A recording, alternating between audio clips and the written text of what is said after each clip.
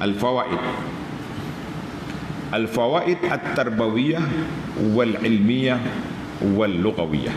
Kita nak bahas tentang keindahan Al-Quran dari sudut faedah yang kita boleh untuk fiqhul hayah yang kita nak guna pakai dalam hidup kita ni.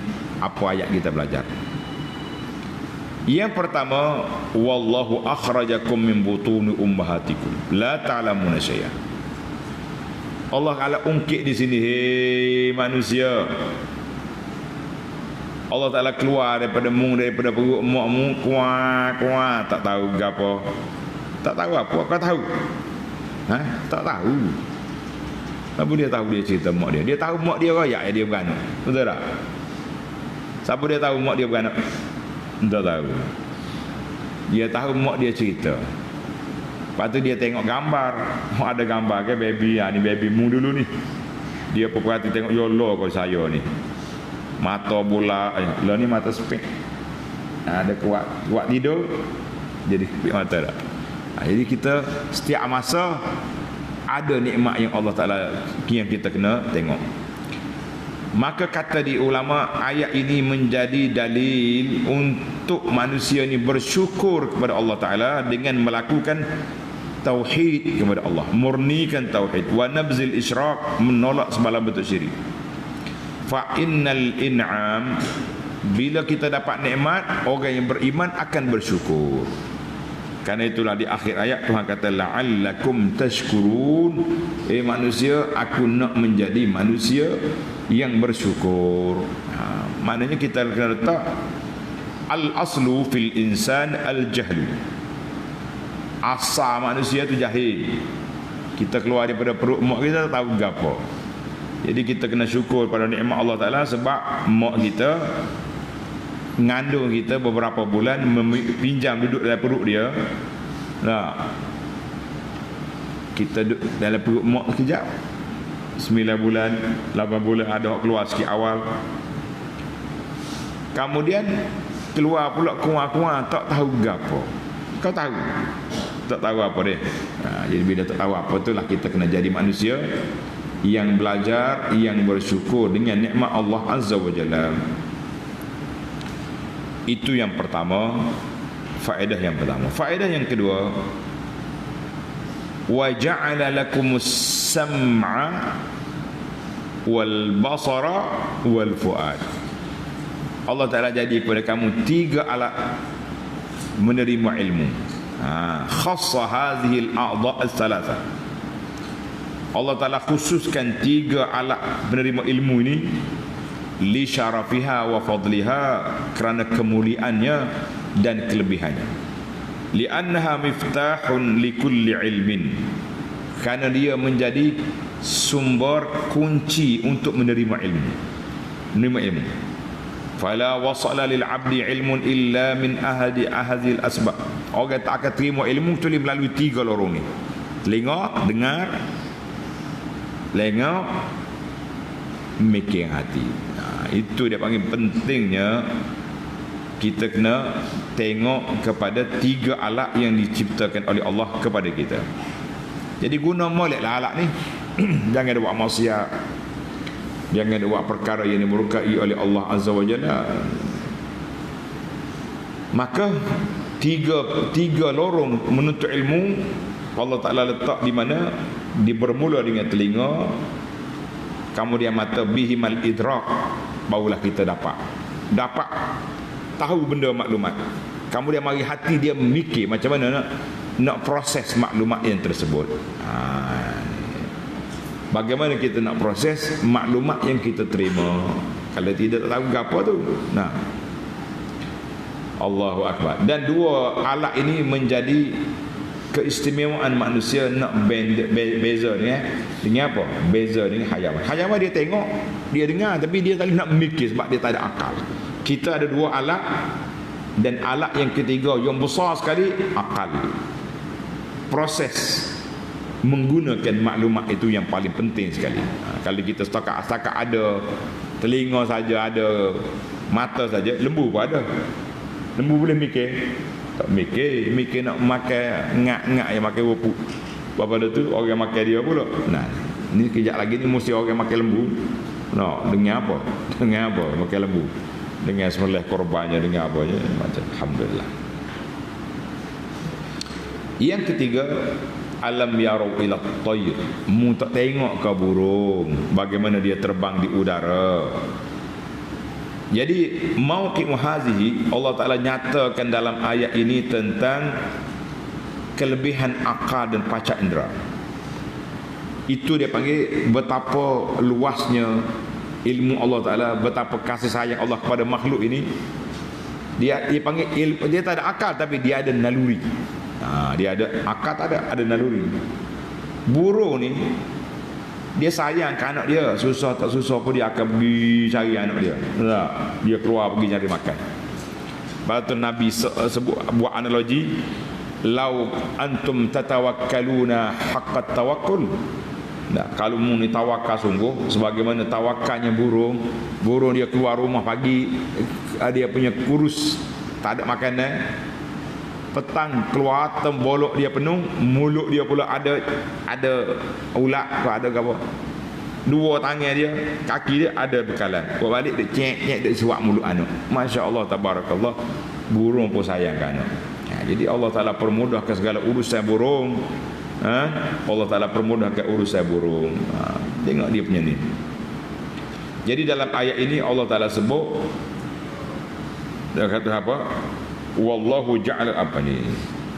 Alam yarau ila at-tayri. Alam yarau ila at-tayri musakhkharatin fi jawis sama. Dalam ayat suratul Mulk kita baca tadi, awalam yarau ila at-tayri fawqahum safatin wa yaqbid. Tengok. Ayat ni Tuhan tengok musuh tengok burungnya. Dalam surah Al-Mulk lebih lengkap. Mu tengok burung duk terbang, buka sayap, tutup sayap, sayap. Tengok ni. Mu tak tengok ke? Jadi munasabah ni cantik. Kenapa dalam surah Ar-Rahman Allah sebut ma yumsikuhunna illa Ar-Rahman? Tak ada siapa yang pegang burung ni tak jatuh kecuali dengan kuasa Ar-Rahman. Dalam ayat ni Tuhan kata ma yumsikuhunna illa Allah. Yang pegang dia tu Allah. Apakah perbezaan dua tu? Ingat. Tanda. Inna ayat suratil Mulk. Dalam surah Al-Mulk Allah Ta'ala cerita detail burung yaqbid. Saya kata apa tadi? Buka sayap dan tutup sayap. Buka sayap. Safatin wa yaqbid. Buka sayap, tutup sayap. Allah Ta'ala sebut dua keadaan burung, buka sayap, tutup sayap. Wahuma halatan yastarihu ilaihi. Dan burung berehat. Kadang-kadang dia buka ya sayap, dia terbang. Tengok tak? Comel tak? Tengok. Fataratan yasufu janahaihi. Jadi kadang-kadang dia duduk dia gitu, burung dia tutup tapi dia terbang boleh pergi, tak jatuh pun. Maka di sini menunjukkan bahawa Ar-Rahman, Allah yang bersifat dengan Rahman, penuh dengan kasih sayang, dia buat burung tu boleh jadi lagu tu. Masya Allah tabarakallah. Dalam ayat kita ni Tuhan tak sebut tentang sifat burung. Tuhan ayatnya burung terbang cukup. Alam yarau ila tayy musakharat ma yumsikuhunna illallah. Ringkas di sini. Maknanya tak ada yang pegang dia tu tak siwi jatuh kecuali Allah Azza wa Jalla. Jadi dia tak sebut detail tentang sifat burung, macam mana dia terbang, macam mana. Tuhan ayat burung duduk di udara. Yang pegang dia Allah. Ringkas. Ini semua ni perbahasan ulama tentang nama dia Milakut Ta'wil di Abi Ja'far Al-Gharnati. Dia kata memperhatilah ke burung, memperhati dua ayat surah Al-Mulk 19 detail ma yumsikuhunna illa Ar-Rahman. Ayat ni ringkas ma yumsikuhunna illa Allah. Ar-Rahman dengan Allah Ta'ala lafaz jalalah tu samalah, Allah belaka. Tapi nak cerita kepada kita tentang kedudukan mereka, apa ni ayat itu sendiri. Masya-Allah tabarakallah. Baik. Yang keempat, balik kita yang keempat. Untuk maklumat jangan lupa pelajar-pelajar kitab kita ni ni'amullah 'alal insan, nikmat Allah Taala ke atas manusia berdasarkan suratul Nahl ini menarik. Cerita burung adalah ni macam mana nikmat Allah Taala dengan burungnya, dengan bulu-bulunya, dengan haiwan, semua ada belaka. Alhamdulillah. Baiklah. Kita ni boleh cari dalam internet lah, ada orang-orang jual. Wallahu ja'ala, yang keempat tu, yang keempat. Wallahu ja'ala lakum min buyutikum sakana. Allah Ta'ala ciptakan untuk kamu dalam burung-burung, dalam rumah kamu itu menjadi tempat kediaman. Kita hidup gilah mana atas dunia ni, kita kena balik mencari tempat kediaman. Nah, kalau kita pergi jalan jauh-jauh, kita cari hotel. Nak jimat cari homestay. Nah, yang pentingnya kena cari makwa, tempat kita nak tinggal, nak duduk. Jadi ayat ini, hakadha yuridul Islam al-bait. Islam mendidik umat dia, rumah ni tempat tinggal, tempat kita tenang-tenang. Kecil ke besar kita kena balik rumah kita. Jadi manusia hok tak balik rumah, hok bahasa jenis duduk lepuk kursi itu manusia yang tak betul jalan, dia panggil. Jangan. Orang yang waras, yang molek-molek, rumahlah tempat kediaman dia. Kecil ke besar bukan ukuran, yang penting rumah itu rumah yang memberi ketenangan kepada dia. Mak-mak kita ni, pakcik kita duduk pondok kecil bilik, tapi dia rasa tenang hidup. Boleh makan, boleh minum, boleh berzikir, berehat seketika, tengok waktu nak masuk waktu, jalan ke masjid, Allahu Akbar. Sukanya hidup atas dunia ni kalau selagi Allah Ta'ala beri pada kita peluang dapat beribadat kepada Allah. Tapi kalau duduk atas dunia, duduk nambah maksiat hari-hari, baik mati, tidak ada beban yang begitu berat, besar pada kita. Masya Allah, tabarakallah. Baiklah, ringkas. Nikmat yang seterusnya, ini yang kelima, yang terakhirlah perbahasan kita ni. Allah kata apa? Wallahu ja'ala lakum min buyutikum wa ja'ala lakum min juludil an'ami buyutan tastaqifunaha yawma dha'nikum. Allah Taala nyatakan kepada kita nikmat apa? Nikmat apa ni, haiwan, kulit dia, bulu dia, aubar dia, wa asy'ar, semua itu menjadi nikmat pada kamu. Macam-macam kita boleh buat dengan bulu haiwan. Boleh buat baju, boleh buat kulit dia, boleh buat kemah, boleh buat apa. Tapi ingat molek, ingat baik-baik, jangan lupa, jangan lara, jangan lalai. Apa dia? Wa mata'an ilahin. Boleh guna hanya beberapa tempoh ketika saja. Kita boleh guna hingga beberapa tempoh saja. Beli mahabik kulit, sakut, terus kereta sakut di paku, perok cari, tak ada apa dah lah. Allah 3,000 harga bik ni, cari campur saja. Takkan nak pakai bik bertampal. Awak orang kaya dah, kata.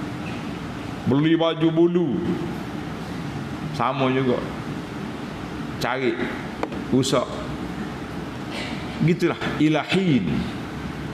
Dia kita dengan dunia ni, tulis kaedah kita dengan dunia, sama ada kita tinggalkan dunia atau dunia tinggal kita. Dua ya. Kita tinggal dunia atau dunia tinggal kita. Maknanya kalau kita mati, banyaknya barang dia, baju almari dia kulit saja, lihat. Kereta dia apa kulit, berapa pun dah kulit. Beg dia kulit. Dia mana? Duduk dalam tanah. Ni makan dia ulak. Mana tak apa dah.